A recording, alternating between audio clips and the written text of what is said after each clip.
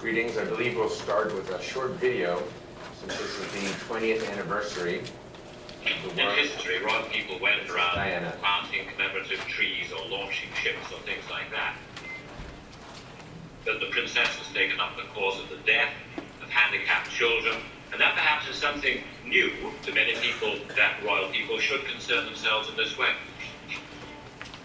Diana did become very gripped very quickly by causes. She always said to me that she thought of herself as an outsider, that these people were also outsiders, and she had a bond with them. The idea that Diana was an outsider is, for me, quite hard to reconcile, because she was everything that is the establishment in some ways. But emotionally, she felt that she was an outsider. And that's what attracted her to a range of organizations where people were on the wrong side, as it were. She resonated with suffering. She herself had scar tissue and traumas growing up. She was introverted and lonely, had insecurities. So the accumulation of this, even after marrying the prince and becoming Princess Diana, all of that was combining to something quite powerful, which was this very raw, high emotional intelligence, social intelligence. I would call it trauma intelligence.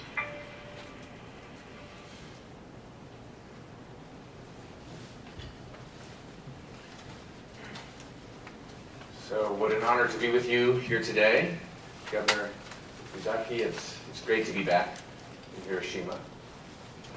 And in honor of the princess and some of my work around the world, I look forward to stressing a couple important themes. One is resilience. Another is what we call social entrepreneurship, or game-changing leadership. And then lastly, a very overused phrase, strategy.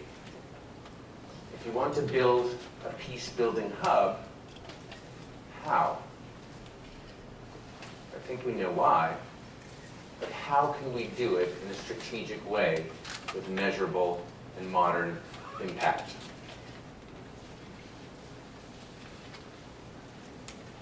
I speak to you today as a senior Ashoka Fellow, which brings me to things.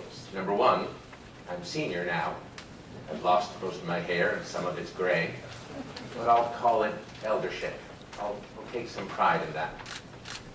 But also because an international organization recognizes me and 3,000 other people around the world as leading social entrepreneurs or game changers. And I confess, if this sounds a bit American and overconfident, I didn't create the label, so I say thank you. But it's because my life, I think, has been dedicated to making a difference when and where I can.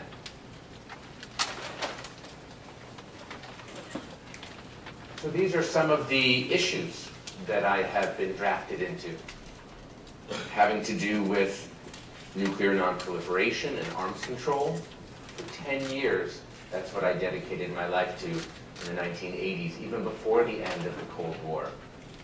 And now we're seeing a resurgence of nuclear anxiety and threat. And it is very important for us to wake up and to have strategies and resilience to face the challenges ahead. I've also worked on, as you'll see, life and death issues, human rights, dignity. I'm very proud of the international campaign to ban landmines, and I share in the Nobel Peace Prize, awarded to this coalition of 1,200 organizations in over 120 countries, with a small group of leaders who made it up. We just knew that 80 million landmines, buried in over 80 countries, was a humanitarian disaster. And 80% of the victims were not soldiers, not military, but civilians. Collateral damage. innocent wounding. Not so much. So when you have some rightness on your cause, or you stand like I have tried with my colleagues for justice and equality and dignity and peace, then you have a heartbeat for a campaign and for a strategy. So there she is, 20 years ago. I had the privilege of taking her to Bosnia. And there I am on, what is it? You're right, with more hair, which you could see early onset. And on the left was Ken Rutherford, my partner, who lost both his legs to a landmine in Somalia as a humanitarian, not a soldier. And then the two boys next to Diana, Žarko and Malic, they also lost their legs, just trying to help their father in the woods or go play football with friends. Boom. So Diana taught us a lot about, I would say, explosions in life. Hers was quite different. So we introduced her in Bosnia in August 1997 to many, many survivors of war and landmines. And on one of the visits, where she was coming out of a home where the father had gone fishing after the war and reeled in a landmine that exploded on him, and he died. After one visit where he left a widow and two young children, aged 2 and 4. She was devastated. There was crying and tears and pain. Understandably. And when she left and we were back in our little white minivan driving to the next survivor visit, she said, "You know, it's funny, Jerry. Every survivor you introduce me to tells me their date." Their date? Well, I'm April 12th, 1984. That's when I stepped on a landmine in Israel. Ken Rutherford, he said, I'm December 13th, 1993, when his Jeep ran over a landmine in Somalia. And the boys had their dates, and the women had their dates, and the mothers had their dates, and the war has its dates, and Hiroshima has a date. August 6th, 1945. What do we do with before and after moments? And it was the Princess of Wales who was quiet and then said, you know what? I think my date is July 29th, 1981. And then she burst out laughing because that was the day of her wedding to Prince Charles. Trauma. Blessing. A before and after moment where her life would never be the same.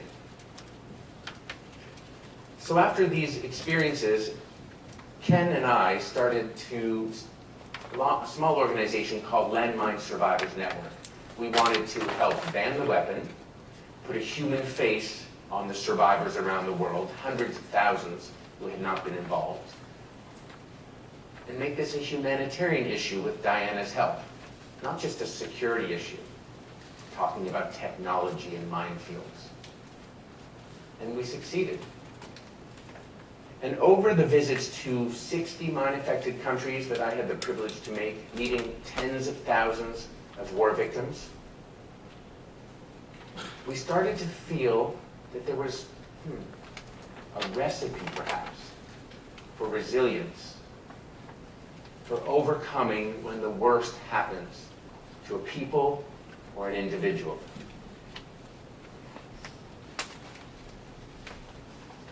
So why are some people stuck in what we would call victimhood? The worst thing has happened and they get stuck in the past. They can't seem to get out. They live in the past, they blame everyone else, they have a posture of maybe entitlement or taking.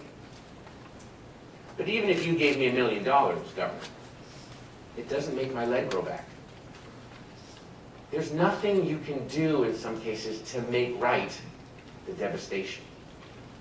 But a victim and a victim mentality can blame and resent and feel sorry for itself. And we don't blame or judge. We just hope that we can get out of that sickness of addiction and victimhood, as we call it. So how do we do that? The second box. In the interviews with survivors, it became clear that there was a way out. But it wasn't easy, and it wasn't a straight line.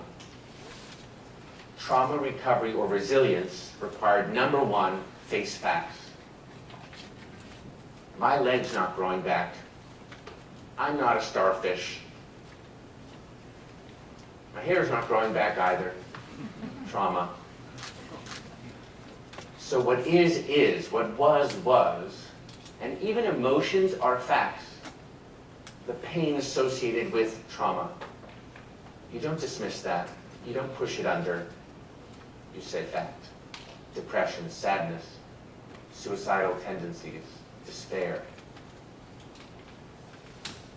Feel it, because it is a fact, and face it. You know, even in the world, in geopolitics, some new facts.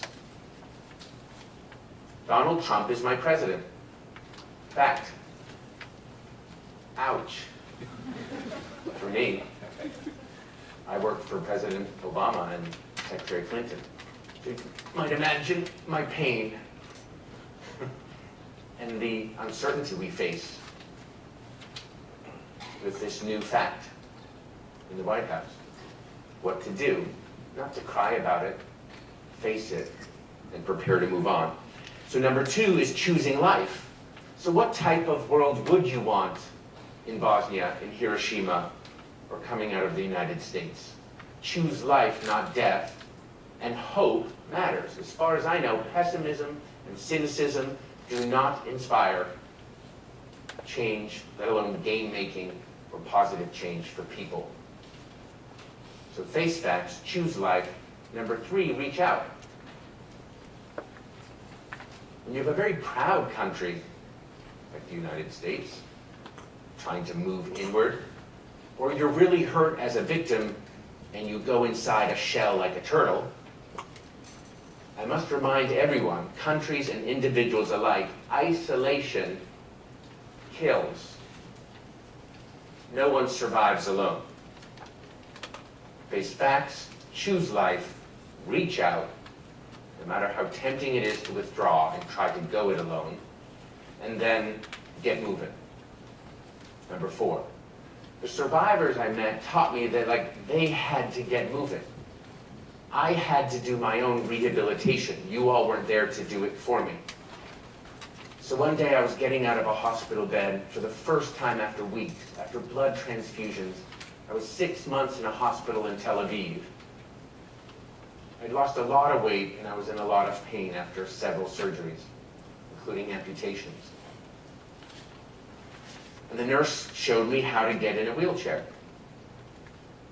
It wasn't easy. I was exhausted and whining in pain, feeling sorry for myself. And I was hungry. And I wanted to get to the cafeteria in the hospital so I could eat. And the nurse looked down at me and said, "Jerry, if you want to move, push.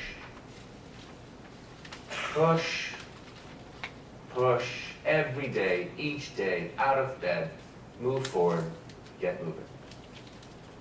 And number five, for the recipe that we learned from survivors on resilience, and this is the secret sauce, is give. Give back in small ways, big ways, collective ways, societal ways, Hiroshima ways, Japanese ways, I don't care ways. Give, serve something bigger than yourself and your tribe and community, and in dare say, even your country. Something bigger, with vision and purpose. Then you will be amazed at the energy of the super survivors who serve.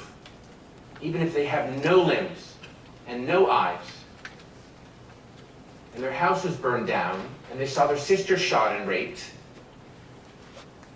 They could live in the past. Why are they smiling and moving forward? They're giving.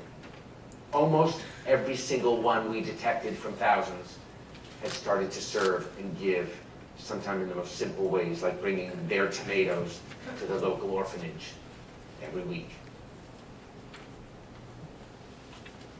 So here's a lad who's learning to give back. So next generation.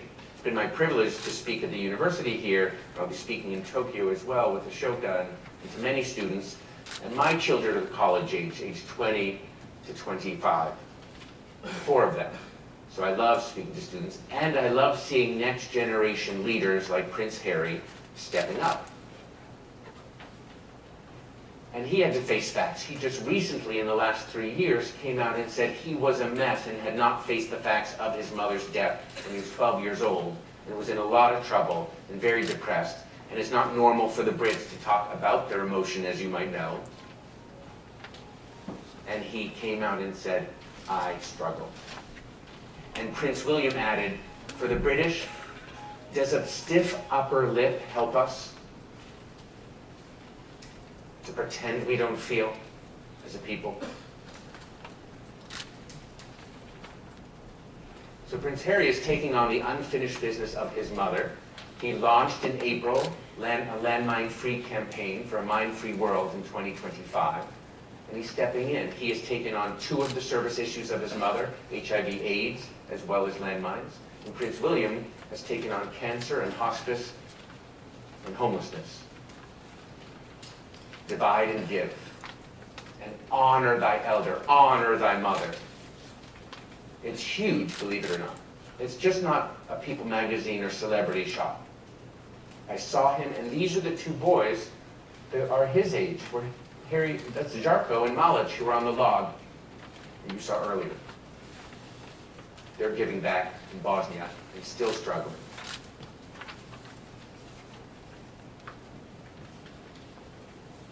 I don't have the English in front of me, so I forget what the slide is about.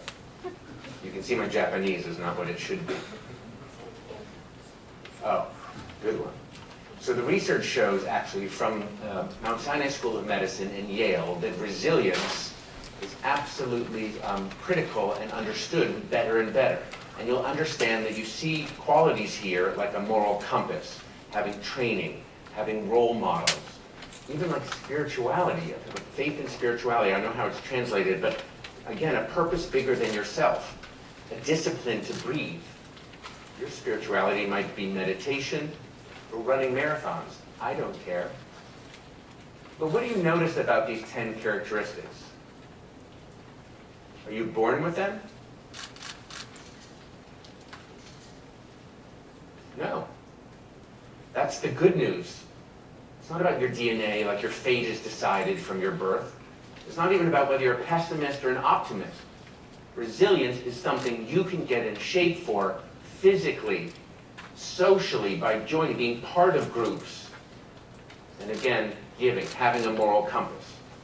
This is very important for collective resilience, for Japanese resilience, for American resilience, for community resilience. So that brings us to what we would call this game-changing leadership. What are the hallmarks of a leader?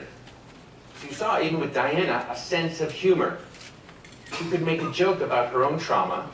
She was being chased all around the world, but she knew to use her celebrity to give to a cause. And she was wickedly funny. I'm sad to say, but don't report this, I'm deeply concerned that my president doesn't have a sense of humor. Many people who have worked with him and have photographed and worked with him and seen him for years have said that is a concerning quality, to be missing humor when it is the #1 sign of resilience.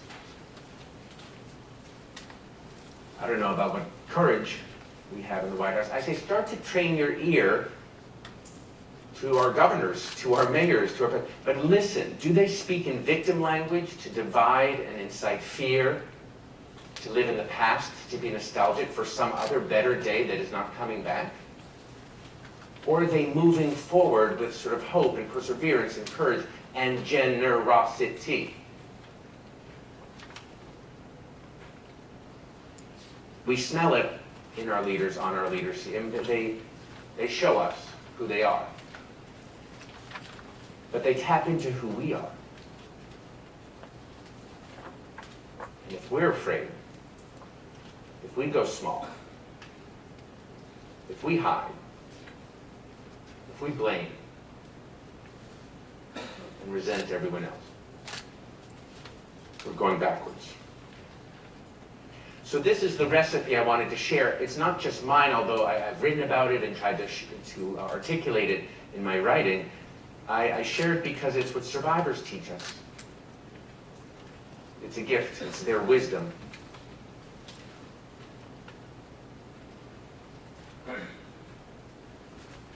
So this brings us to strategy. I told you I'd touch upon it because I think it's important for leadership and for Hiroshima. It's one of those words. What is it? Sir Friedman, an Oxford Don, wrote a book a few years back called Strategy, A History, almost since its birth, of ancient times until now, covering all sorts of, from nuclear arms movements to civil rights movements to biblical stories to the ancient Greeks. And it struck me that a takeaway here is strategy is the art of creating power. Some people have issues. Influence for systemic change is what I would say, for big change. But first of all, I want to get through why is social entrepreneurship not just business or management as usual? Because leadership, when it is strategic and change-making or game-changing, is artistic. It is highly creative. And at the University of Virginia, where I teach, every semester, 60 fresh students on strategies to reduce violence in the Middle East. I try to take it another level, like it is art and science. This isn't just sort of painting.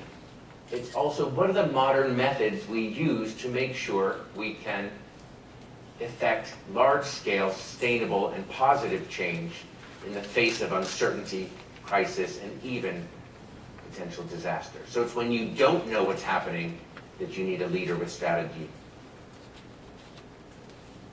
And it's dynamic, it's always changing, it's not a thing, it's not a plan. And I dare say, like, for example, the Sustainable Development Goals at the UN is a wonderful visionary framework. And also is inclusive in its consultative processes. But is it a strategy? Is even one of them, number 16, on peace and justice or security, is that a strategy? Is it a vision? Maybe. Is it a slogan? Maybe. Is it intending and pointing a compass? Yes.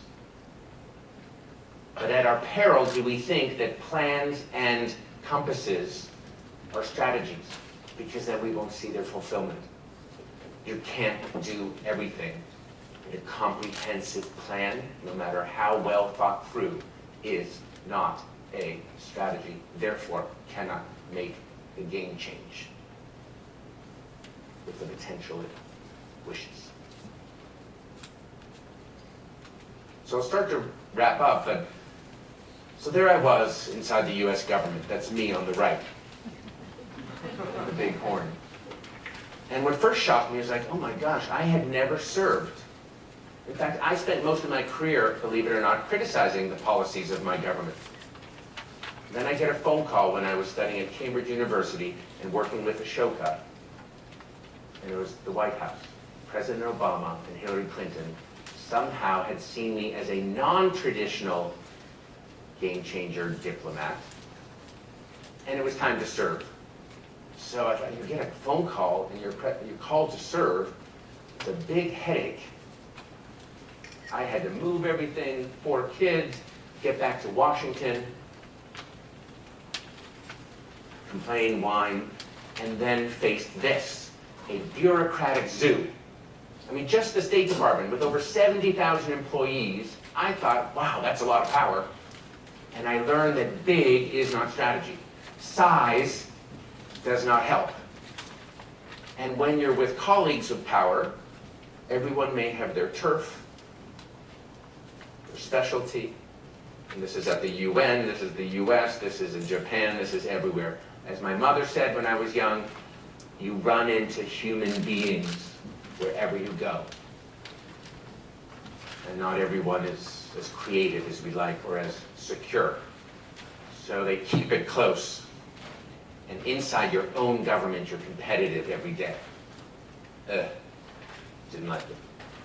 But I learned how to survive, how to build a resilient team, and actually how to move things inside government to try to improve a new bureau on conflict, stabilization, and operations. We were trying to have innovative ways to prevent conflict and work with civil society. What was the second biggest thing you probably faced and I faced?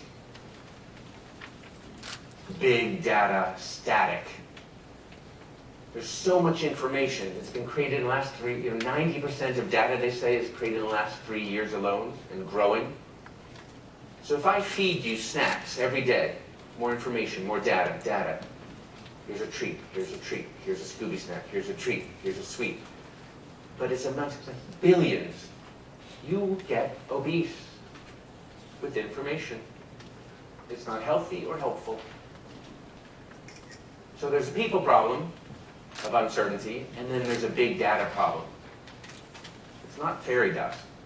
So I hired a team to start to look at what we could do to predict the future using modern methods of game theory, agent-based modeling, etc. Fancy words, but just meant in the absence of big data, when you don't know what ISIS is going to do, or you don't know what Kim Jong-un is going to do, and there's a lot of risk and conflict, this is where modeling steps in. So we created a small team of 6 people, super talented, who started to model out the future, and we got 90% accuracy. We beat out 16 huge intelligence agencies over the course of 3 years on 300 of the most important cases of our day in conflict. Wow. Again, I'm sounding too American, like boasting, but it wasn't me. It was the team using modern methods to beat out big data in a world of uncertainty. So we left government. Phew! Was it my name? Phew! It was like putting a giraffe in a box. When I got out, I was like, oh, I can look again, I can see again. I'm not owned. I can move again. And so we moved quickly to create a company and a software that we wanted to democratize. We want to make everyone, not just the US government, that everyone could make smarter, better, faster decisions with an online platform that would actually take your qualitative insight, translate it into a quantitative algorithm, and spit out accurate predictions so you can game out or simulate alternative strategies and scenarios in the face of uncertainty. So I don't want to sort of advertise it, but it's exciting. New methods helping us to become better decision makers.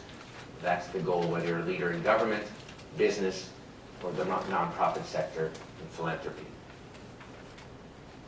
So to close, there's the art and the vision and the icons. You don't even have to say Mandela.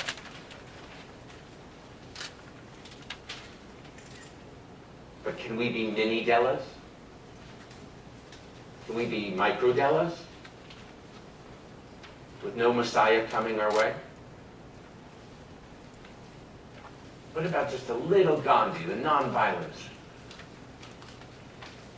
He didn't have an army, he didn't invent a software. This is the art and the vision and the icon of strategy of nonviolence. You know who the new kid on the block is? Pope Francis. He doesn't even have countries of the Vatican, but that's 1.2 billion Catholics around the world. That's bigger than the United States and Japan combined. He has power, and he has the art of creating power in 1 year by naming Saint Francis. He invoked a 13th century saint who stood for humility, peace, and the environment. And by invoking the name, sharing the vision and getting moving, he changed the reputation and the focus of 1.2 billion Catholics in the course of a year. That's strategic narrative and visionary leadership. And Harvard Business School should be writing articles about how it's done.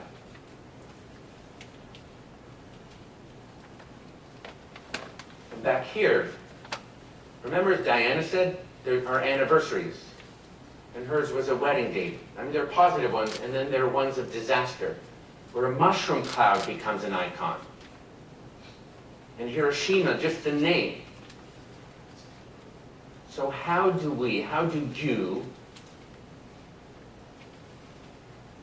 energize the application of an icon of historic and universal proportions and warning to the world in the face of uncertainty and what is happening around the world, particularly in this region and including my own capital?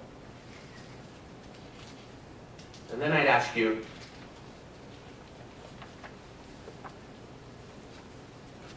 what's more iconic?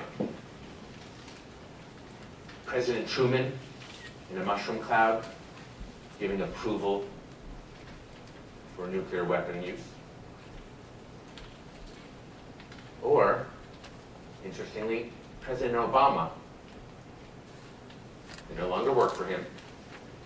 But does he emerge iconic? And like Diana, he cared enough to show up in Hiroshima and to touch and listen to survivors. I think that's big.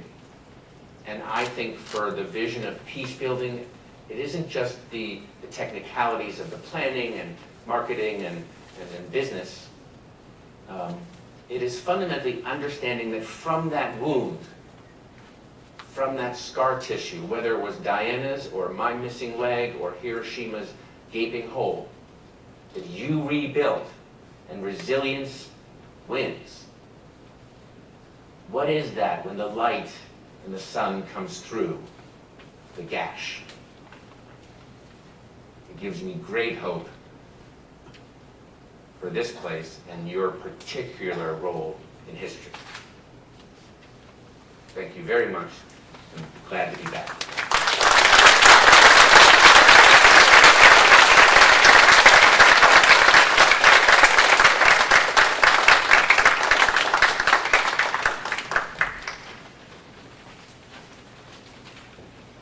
それではここで質疑応答の時間を取らせていただきます。どなたか質問があるという方いらっしゃいますでしょうか。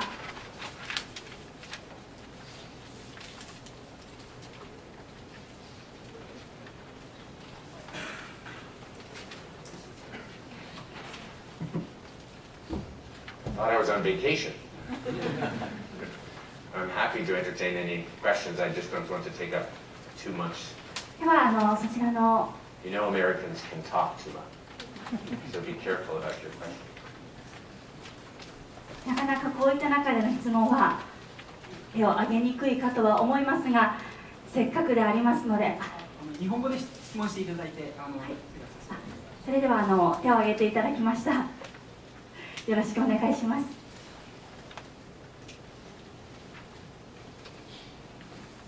国連広報センターの根本と言います。大変インスパイアリングなお話ありがとうございます。テリーさんは対人地雷禁止条約という、市民の運動でできた条約の策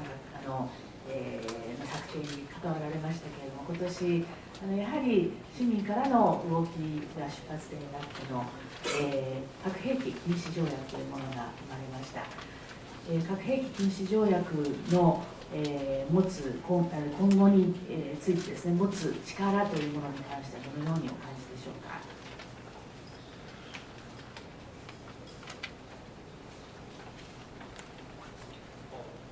Thank you for your question. So yes, in the 1990s, the landmine issue, in 1997, 20 years ago, became a new model where civil society became a superpower. And with some email and research and rightness on the cause, we stood up to the United States, NATO, the the Pentagon, all the militaries of the world, and said no more. So that's why we were recognized, and it also wasn't just a movement to say peace now. It was a treaty that reduced landmine usage, shut it down, shut down trade, had provisions that were humanitarian. So it wasn't just an arms control treaty anymore. It was about demining your farms and your fields within 4 years, no, within 10 years, with international assistance, destroying your stockpiles within 4. So it had metrics and things to do, a blueprint. And so now our casualty rates are down from 30,000 a year to less than 3,000 a year. Only a couple countries are using landmines now. It's taboo, like chemical weapons and biological weapons. And then, as we heard, that led to some copycat treaties that were also overdue. Cluster munitions. The cluster munitions ban came on and also had provisions for non-use, non-sale, and help for the victims. This was based on our work with Diana and making sure that there's no one thing, a pure arms control treaty or a pure trade agreement, or the world is interdependent and the issues are complicated. So if you're going to deal with landmines, deal with the social and economic rehabilitation of the victims as well. Same thing in the cluster munitions treaty. And then we did a third treaty with survivors, which was, because we were getting greedy and working with many countries, with that people power, but with the sort of, it was overdue, a convention on the rights of people with disabilities. You think that should be easy. And even America should lead with its good disability laws. But it didn't. And even the big human rights groups said, like, oh, we don't do special rights. You know, those poor people with disabilities, special needs, charity. And that's when I get a little mad. But we'll call it passion for change. So a new convention was developed to incorporate and bring 1 billion people with disabilities around the world who were invisible to the table. So one of the techniques is radical inclusion. If you're going to talk about someone or something, bring it in the room. You don't hide the landmine victims on a poster board with bad, bloody pictures, like poster children, victims. You say, ahlan wa sahlan, like you sit. You don't say, talk about people with disabilities outside the room. You bring in the seeing eye dogs, you bring in signing, you bring in every type of disability and say, what does radical inclusion and equality and dignity look like in each issue? And now, I have felt that my career started on nuclear and led me to landmines because people call landmines a weapon of mass destruction in slow motion, because landmines have killed more people than nuclear, chemical, and biological weapons combined. So sometimes we need to wake up. But nuclear weapons, that worried and haunted me in my 20s. I've worked on it for 10 years. And we made some progress on, that was when Argentina gave them up, Brazil gave them up, South Africa gave them up, and it was the end of the Cold War, there was negotiations, there was downsizing of stockpiles, and now there's a resurgence in the air.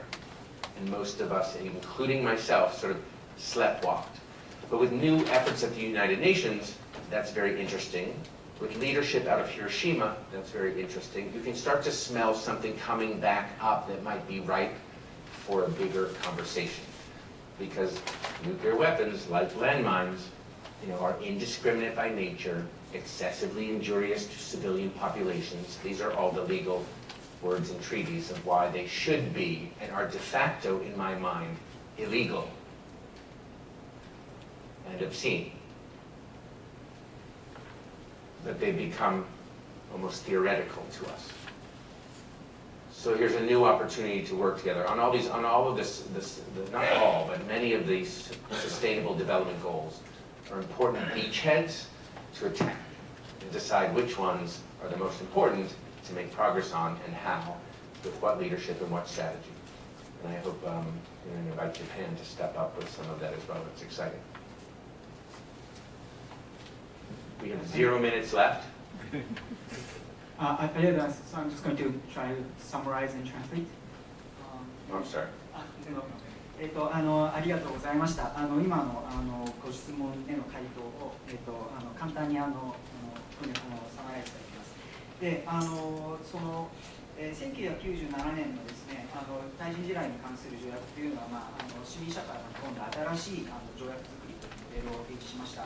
で、その時に市民社会がアメリカ政府、NATO、それからペンタゴンだとかそういった防衛産業を巻き込んでですね、非常に戦略的にこの条約というのを作っているわけですね。で、それは単にもう戦争をやらないという単なる言葉のキャンペーンではなくて、貿易だとかですね、そういうものも管理する、非常に戦略的な、動きで、4年もしくは10年以内にですね、こういった対人地雷を廃止していくというそういったことを決めていくような条約でした。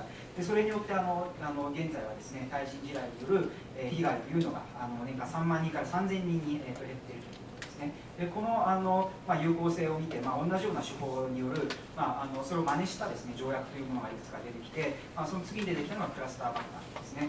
でこれは使用禁止、あとは貿易禁止、そういったことをクラスター爆弾に対して、同じような手法を市民社会が適用していきました。でこの中でダイアナ妃も非常に努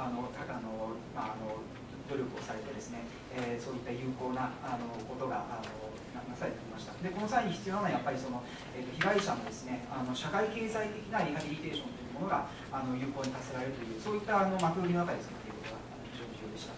で3つ目は障害者権利条約と同じような形で作らせまして、この時にやっぱり人権派とか人権団体は一般的な人権じゃなくて特殊な人たち、特殊な障害者たちの人権だけを取り上げた条約というのはいかがなものかという意見もあったわけですが、いや私ホワイトさんとしてはそんなことはない、これは重要だと思って非常に憤慨してですね、市民社会として世界10億人の障害者を可視化するということをやりました。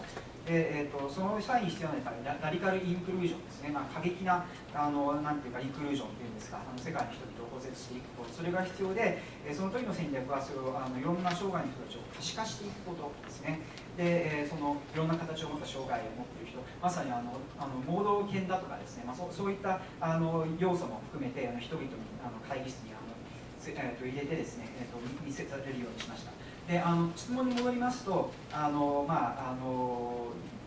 核兵器禁止条約の件ですね。で私の人生というのはやはり20代にはやはり核兵器というものが、非常に世界の危険だと思っていて、ただ途中で対人地雷の方に私の人生というのはコミットしていったわけですが、やはりですね今核兵器禁止というのはなかなかそれが世界が20年ぐらいきちんとした形で対応できなかった時代が続きましたが、最近の動きでですねやっぱり核兵器というものがきちんと取り上げられてきているというのは良いことではないかと。こういった先ほど申し上げましたいろんな新しい機会になりますので、新しい戦略を使って核兵器に対してもこれは違法で間違っていると思うのできちんとやっていきたいと。でその中で日本がきちんとステップアップしてですね世界に対して役割を果たしていけるようになっていくかと思います。That was a very long summary. I warned you not to ask me any questions. Thank you. ありがとうございました。それではお時間の都合もありまして、質疑応答の時間はここで終了とさせていただきます。改めましてジェリー・ホワイトさんに盛大な拍手をお願いします。